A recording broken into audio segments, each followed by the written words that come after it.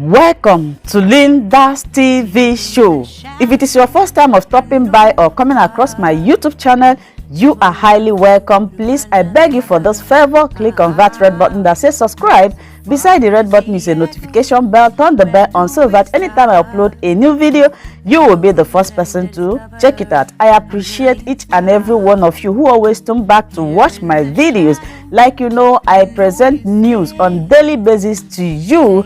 So after watching the video, you are free to criticize and leave your comment constructively. Share the video. Yeah, you can share it to your family, friends, anybody that you can, so that they themselves will be informed. Now I present to you another interesting or informative video which we are going to watch together. Yeah, I'm going to watch this video together with you. Then we'll come to the comment section. Ohanaeze IGBO Worldwide has a new man in charge, as Chief Emmanuel IWUANYANWU has taken over the Igbo socio-cultural group, replacing the late Professor George Obiozo. The new president of the group, Chief Emmanuel, says that he has carefully examined the circumstances and challenges plaguing Igbo and has decided, among other things, to tackle them headlong as the president of Ohanaeze IGBO Worldwide.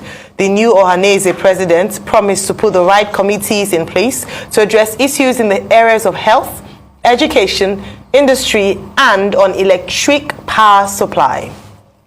A leader is not the wisest man, but he becomes the wisest the moment he is proclaimed, because my wisdom now is the aggregate of all your wisdom together. So I'm the wisest. I'm not the strongest man, but from this day, my strength is the aggregate of all your strength. So I'm the strongest.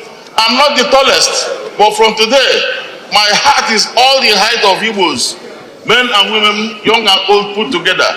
So I want to assure you that this job, I'm going to rise to the challenge. It's going to be a collective responsibility. I'm going to work with everybody, and I can be rest assured that we are not going to fail. So today is a great day for all people to come together to stand behind him. You will know that going forward from here, you will be expecting a very firm and resolute leadership from the Igbo. He's not expecting anything from anybody at his age. He's over 80 now, and with that age, IWUANYANWU has been a multi-millionaire and billionaire over the years. So he's not somebody who can come down to offer anything to abandon his people. Joining us on the morning show this morning to discuss his inauguration as the new president of Ohanaeze IGBO and all he hopes to achieve during his tenure is Chief Emmanuel IWUANYANWU. Good morning and welcome to the morning show. Good morning, sir. Good morning. Thank you for joining us. Well, congratulations on your inauguration yesterday by the IMEOB and your emergence as the President General of the Ohanaeze IGBO Worldwide. You had said in some of your remarks that your ambition was to have been President of the Federal Republic of Nigeria. But now you are President General Ohanaeze IGBO Worldwide. Well, President is President. How do you feel, and what are your plans? Well, thank you very much. I think, is that Ruben? Is Yes, that Ruben talking to me? Yes, sir. Morning, sir. Okay, Ruben. Ruben, we're all friends and colleagues. I'm glad to meet you once more. I want to thank Arise Television for this opportunity, and please my best regards to our dear friend and colleague Ndoka. And Arise have done very well. Yes, I'm now the President General of Ohanaeze IGBO, and that position confer on me the leadership of Igbos all over the world.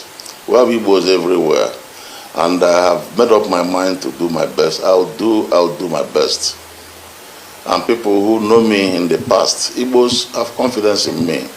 And in fact, I want to say that this is the first time Igbos produced somebody without acrimony. It was unanimous everywhere. I'm overwhelmed, very completely by the love they have shown me and that convey on me a lot of responsibility in carrying out my duty. Those your people who were at the venue yesterday when I was sworn, notice that at least five states in Igbo land, the southeast, the governors and the deputies were there. And so, for the first time, they all came together to support me and promise that at every stage they will be with me. So I'm quite happy, and I don't have any doubt I will succeed. Well, congratulations once again, Chief Emmanuel, on your inauguration. I'd like to ask you. Thank you very much. For your priority areas, you have mentioned a few things that you focus on during your tenure as President General. I'd like you to please highlight some of them. I know some of which might be of interest, might be you saying that you would secure the release of Nnamdi Kanu, and also the fact that you would be pushing for an additional state in the southeast area of Nigeria. Please, can you expound a bit more on your areas of priority during your tenure? Yes. Frankly speaking, there is a lot of problem in the country. We have a problem of youth unemployment, and all these things are creating a social unrest. Most of the problem we have in society today, you have government killing people, kidnapping, is caused mainly by unemployment.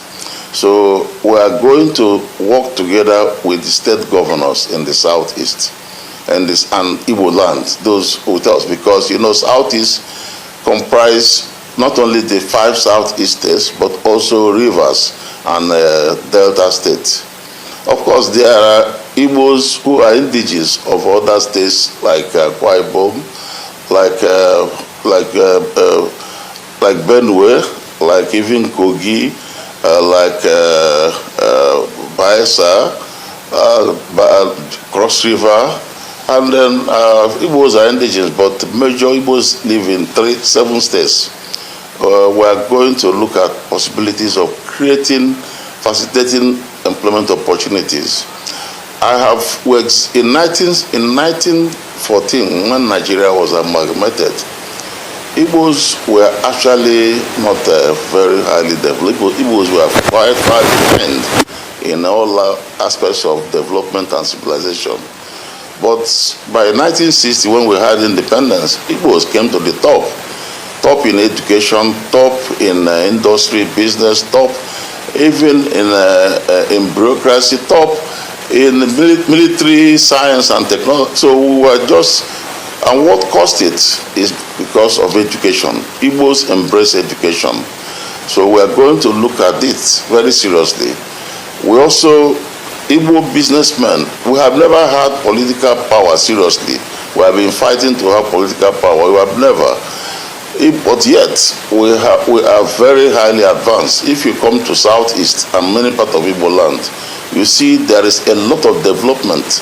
Most of this development is actually caused by our businessmen. So that is why I decided I'm going to set up a council of education that will try to find what makes us strong in education. Find a council of business leaders to make sure our business will succeed. So these are very important. And then, of course, there are some industries, for example, the Niger Sem at Nkalagu, which was a major industry. I will set up a committee to work and make sure it is it will start production before the end of the year. And in fact, the raw material for cement is mainly limestone. We have a lot of it in Igbo land. We have limestone in Imo. We have limestone in Abia, in Enugu, in Ebonyi. I think even part of Anambra. So we're going to do that. And also, I commissioned a study on power. Power is a problem in Southeast. I commissioned a study on power, and they brought me very wonderful result that we can generate power very cheaply with coal, especially at this time when diesel is very costly. And coal is there in abundance in Enugu State. So I have further investigated, and people told me that in fact the coal in Enugu is one of the best. It's better than most of the coal. There are many other parts of the world that you still use coal for energy. So we are going to explore the possibility of mining the coal and then using it to get power, especially now. The National Assembly has done a good job by removing power from the making it in the concurrent list. So that's a very good job National Assembly did. We are going to take advantage, and when we do this, I think our people will be very, very happy. Well, talking about Nnamdi Kanu, it has to do with our security. Now, Nnamdi Kanu has been incarcerated for quite a long time. We actually, our position is that the law should take its turn, but the law, the court have released him. The court have released him, and we in Ohanaeze and IGBO feel that there is no justifiable reason whatsoever to still keep him in prison when he has been released. So that is why we think he should be released. And in fact, it's a problem to us when it's not released, because the young people who actually support him, there's no doubt about it, that Nnamdi Kanu has a lot of support from younger people in this country. I mean, especially in our area, who feel that they are not getting what they should get in Nigeria. But we have been telling them that things were doing well, that when they look at the aggregate, Igbos have done well in terms of business, in terms of economy and so on. So if Nnamdi Kanu is reduced, it's going to reduce the problems we have in the security problem in the southeast. And it is my intention to organize what I call security summit. Peace summit. I want to have a peace summit.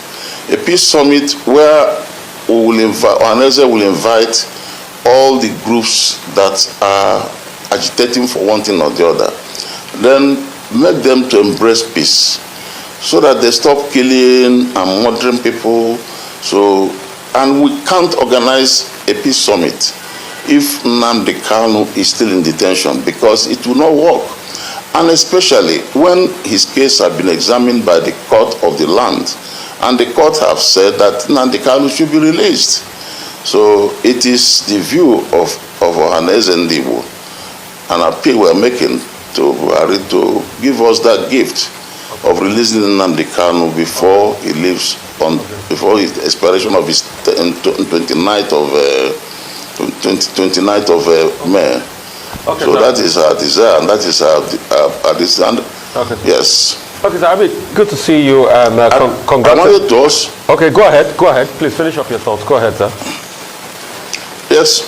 No, we wanted to say that it's an appeal we're making to the president. We want to emphasize that the president, in fact, we must acknowledge that the president has done quite a number of things for us.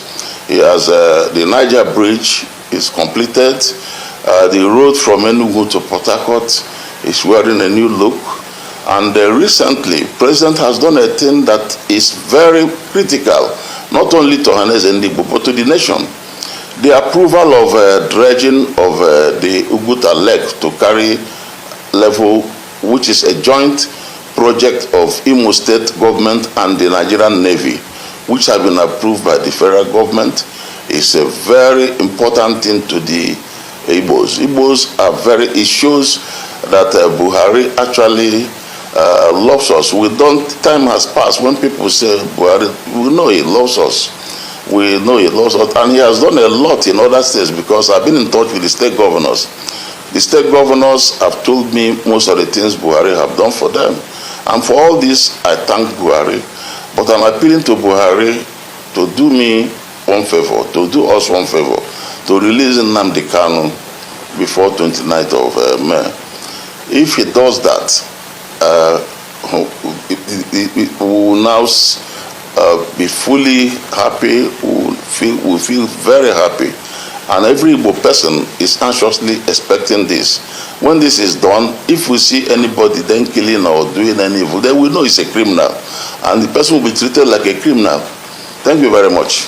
Okay, thank you so much. And congratulations on this very important title. You're a man of many parts, and it's an honor, seeing you, because you straddle across many sectors.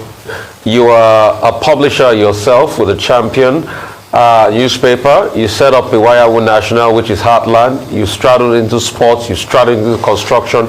You've seen it all as regards the economy, and you have something called staying power, which are attributes of champions and great men like you. So congratulations for that. But a couple of things I'd like to ask you. Number one will be about what was said in Awka. And you have a chance to clear the air, because a lot of people asked, some people said, oh, you said you're about rascals. Some people said, no, you didn't say that. And there are video evidence to what you said. But I'd like you to clear the air, number one. Number two, I want you to also talk about other things that are germane to the growth and progress of the Igbo people, which is about peace based on the violence that happened between Yorubas and Igbos and other ethnic groups in Lagos leading up to the elections. All right? That's another thing I want you to talk about. I also want you to talk about this quest for an Igbo presidency, that has long eluded people, that a lot of people thought Peter Obi was going to be, the silver bullet for. So those three issues, if you can just pack them up together. But good to see you, sir. Okay. Thank you. Thank you very much. Now, at Awka, when the governor was celebrating his 25th year anniversary, I was the chairman. And then prior to that, I had a lot of complaints from Igbos in Lagos. Igbos in Lagos, most of them were contemplating moving away from Lagos. They felt they were unsafe. They felt they were threatened. Some of their children, when they go to school, they don't say that, if they say they're Igbos, they receive hostility from people. And some of them, at times, even instead of this, they don't want to say the Igbos. They say it was a very embarrassing situation. I had to put a call to some of prominent Yoruba leaders who are my friends. And after discussing with them, I was convinced that there was no problem whatsoever between Igbos and Yorubas. But rather, people I described as political rascals. People I describe as political rascals were the people who were causing all those things. It's not, they're just doing it for personal motives. Nothing to do with the relationship between Igbos and Yorubas, which have been very good. So I now, as a leader, told the Igbos, don't be afraid, stay in Lagos. Yorubas are friends, they are brothers, they have been with us over the years. Right from the time of Chief Awolowo. Chief Awolowo was a person who showed love for Igbos. When he was running for presidency, he chose an Igbo as his running mate in those days. And there are many things he did. Even myself, as a young man, I used to visit him. Even when I started nurturing ambition to presidency, I went there, he blessed me. I regarded him and his father, his wife, Hannah, as my parents. Even their Tokumbo was quite close to us, our family. And even the publisher of, one of his sons, publisher of the Tribune, we are very close. Yorubas are very close to us. The late Abiola was one of my best friends and so on. We are very close together. And in fact, I knew Tinubu through Abiola, so Yorubas are close. I told our people they should step back. But I was surprised to see somebody manipulate the story. It was completely manipulated. There was the place I said the Yorubas are not at war with Igbos. Somebody just cut off, he just removed the thing. If you listen to that news, they've said there is a gap. After Yorubas are, you will see a space, political rascal. Somebody just fix it. And it's a very serious thing in Nigeria, very dangerous, that people can manipulate stories, fix stories. Media, I think Arise was there at Awka, Channel was there, many other media, they were there. And they recorded what I said. It was transmitted live. I never said, I didn't at all say Yorubas are political rascals. I never said that. I only said that those who are beating Igbos are political rascals. I never used the word Yorubas. But somebody wanted to create crisis between Yorubas and Igbos by cutting off and forging the thing, fabricating it to put Igbos. And I'm very grateful to Senator Shehu Sani.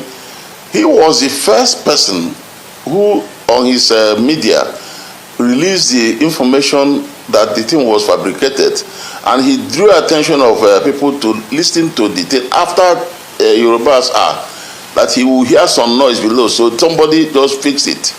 And I'm using Arise Television to appeal to Nigerians that this is dangerous, and to appeal to leaders when they hear any story, because Nigerian fraud has reached advanced stage when people can fabricate story with somebody's voice by bringing voices at different times and joining them together. Somebody can be sent to jail. Somebody can even be killed by this. I think it's not fair for Nigerians to get to this level of crime. It's very bad. So that is the point about it. However, about what happened in Lagos, I think really it was the height of, it was a very embarrassing situation. A very embarrassing situation when at this time, in the year 2023, after so many years of independence, that a Nigerian citizen will be told that in a part of the country where he lives, where he has domiciled, where he has invested, that is no more his own, he should go. You know, this is why I say they are rascals. You see, we are not going to take it serious, because we know it's not the Yoruba view. Yoruba leaders have come out openly to criticize that action. And I would like the government to criticize it. And I also know Igbos in Lagos have told us that the governor of Lagos State has been good to Igbos. The governor of Lagos State has been good to Igbos, so he's not against Igbos in any way. In fact, I think he even appointed some Igbos in his cabinet and so on. So I don't think we have any problem. It's just political rascals, and politicians should be very careful about those who work for them. Some of them can destroy the country, and that is the problem of leadership. At times, a leader is accused of one problem or the other. At times, he is accused of fraud. The fraud is committed by their followers. So leaders in this country, what I advise them is, watch out those you recruit, either as helps, aides, or thugs, or whatever it is. If you get a murderer, a criminal, and make him a thug and he's working for you, then you have to take responsibility for whatever action, whatever crime he commits, because the person is already a criminal. So I think what happened in Lagos should teach us a lesson that is clear to everybody that they fabricated that story against me. It's clear that that video, those who listen to it again will see that it was fake. So people now should be very, very careful. So the lesson is, Nigeria crime has advanced, we should avoid it. And then with the Ohanaeze IGBO, have a lot of respect for Lagos State, because over the years, since even before the amalgamation of Nigeria, Igbos lived in Lagos. Igbos have invested in Lagos, and Igbos, wherever they go, they don't cheat the natives. Igbos, when they want property, they buy. They settle down. Igbos in America, they buy properties in America, they live in America. Igbos in London, they do the same. There is no part of the world Igbos have been thrown away because they are not indigenous. Because people respect their right to property. When Igbos live anywhere, they also contribute to the development of the place. And that is the culture of Igbos. That's why we are spread everywhere. So we believe that that will be the last time. Yes, sir. Ohanaeze that will be the last time. Yes, sir. Anybody will come and tell an Igbo man that he should pack away from his house. Or they pack away from the place he built a house and where he lives. Well, thank you so much. Thank you, Chief Emmanuel. President General of Ohanaeze Indigo Worldwide, thank you for your time this morning, and once again from the Rise Morning Show team, congratulations. Thank you so much, my wonderful viewers, for watching this video together with me from the beginning to the end. Like I said before, if you like what you see here, if you like what I do in this platform, as you have finished watching this video, please hit that red button that says subscribe and put on your notification bell to all notification. In that way, you'll be able to know when I upload a new video. Share my videos, leave your comments in the comment section constructively. Until I meet your way again in my next video, I still remain your Linda's TV show. Bye-bye.